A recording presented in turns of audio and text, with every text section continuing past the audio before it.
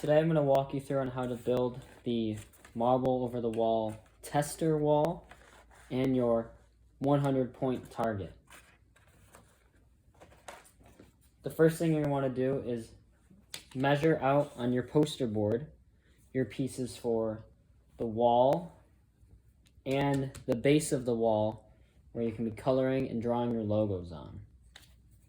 First thing I'm going to do is, if you have a full poster board piece, you're going to want to do this right in the edge so we leave enough material for other people to use.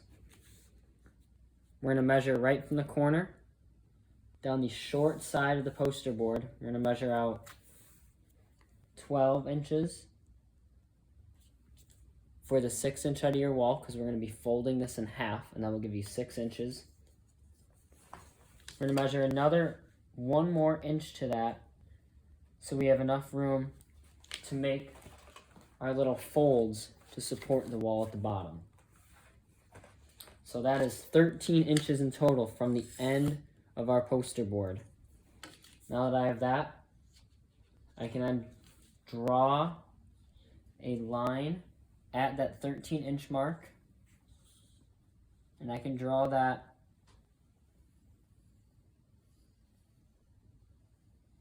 ten inches across my paper. See here now, we have 13 inches up, a 10-inch line across our paper. Now, I can take my ruler and just mark off the other side of the 13 inches all the way back down. So now we have a rectangle that's ready for us to cut out. The last bit of your poster board, this is going to be used as the base for taping and gluing your 100-point target on, and also attaching our wall so it's supported while it stands. So I can 10 inches over again here, the same mark, draw a line the other side that goes across the whole paper. So here I have now the wall itself. This line of the wall we're going to be folding and cutting is 13 inches. This line at the top that starts the base part of our wall is 10 inches.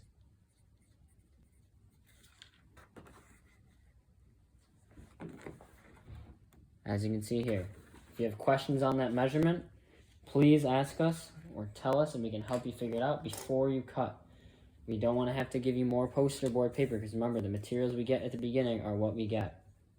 So before you cut, make sure you check the measurements and make sure you are asking if you need help. Now we can cut our wall out. I'm going to cut down our 13-inch line all the way across the paper.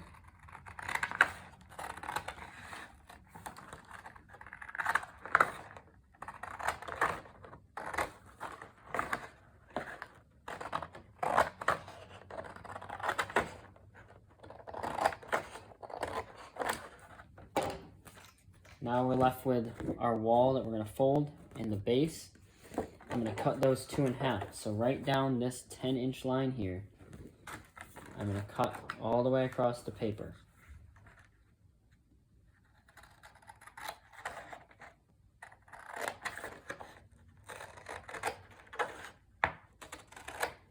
So now we have our base for the wall. Leave that for now. And we have our wall piece. I'm going to go ahead and fold this directly in half. And we're keeping the non-shiny side of the poster board out, because that's what we're going to be coloring on. That's what we're going to be drawing our logos on. And if you want to make a nice fold, remember, we're using our ruler, just how we used to fold our box. Make that a nice fold. And now we have our wall. Now right now our wall is 7 inches tall, because we're going to use 1 inch at the bottom to cut our flaps so it's now supported and can stand by itself on our platform. So right in the middle of my wall, which should be 5 inches in, right here, I'm measuring 5 inches in from the end to the middle. And I'm going to measure 1 inch up. So now I have a 1 inch mark up the wall. And it is 5 inches in right in the middle. So that's going to be my cut line. So now I can take my scissors again and cut only up 1 inch though. We're not cutting the whole wall in pieces because we want these little flaps at the bottom. And now I can take those flaps and I can fold 2 of them in one direction and fold the other 2 of them in the other direction. See this? So this half I folded one way, the other half I folded the opposite way. This now, when we tape it down, will be supported and be able to stand by itself on our platform. Before you tape it on, I suggest you color it and draw your logos. Like you see, I've done on mine, colored, logos are on it, so it looks nice and professional. Once you've completed that, you can take the base part of your wall here that we've cut, and we have our decorated wall, and we can tape it down, or you can use hot glue. And this is going to allow us to now test our marble of the wall, whether we're at home or if we're at school. And you can take it back and forth because it should be able to, you can untape it, fold it up, whatever you need to do to fit it in your book bag.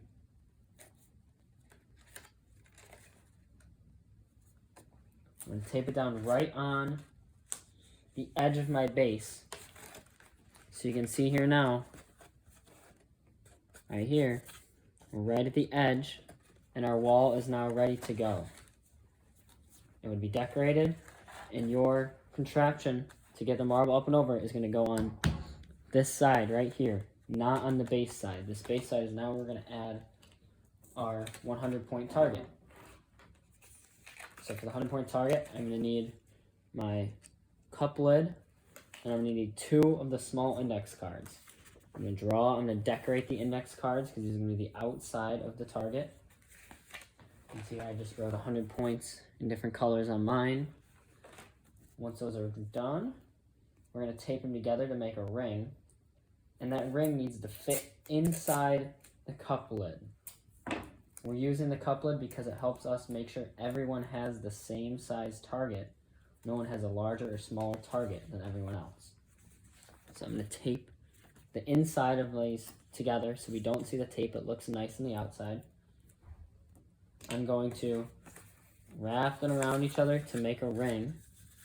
Once that ring fits inside my target, right on the edge, so now your target is the same size as the ring, I can tape the outside of it. I can tape the inside of it again. So then it is ready to be glued down.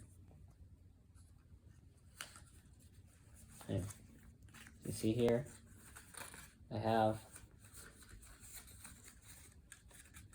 maybe more tape, or again the hot glue.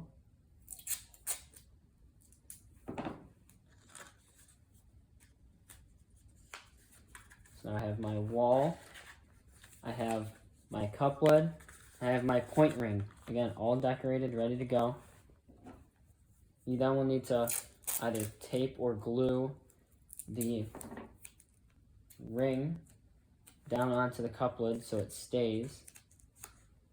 As the marble may hit it or bounce around, we don't want this to tip over during testing day because it may not count as going in the target if your target doesn't stand up by itself.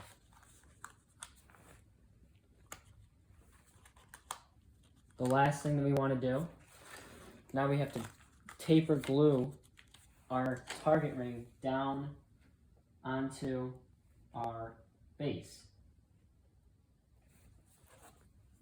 Now remember, your contraption can overhang the wall by 3 inches, so this isn't going to be right up against the wall, but we don't want it farther than 3 inches, otherwise you're not going to be able to reach it. So we're going to take our ruler, I'm going to measure out 2 inches from the base. You can put the ruler right up against your wall, and you measure 2 inches out.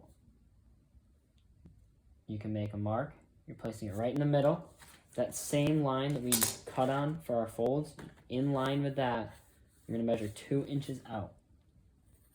Right here, this is 2 inches.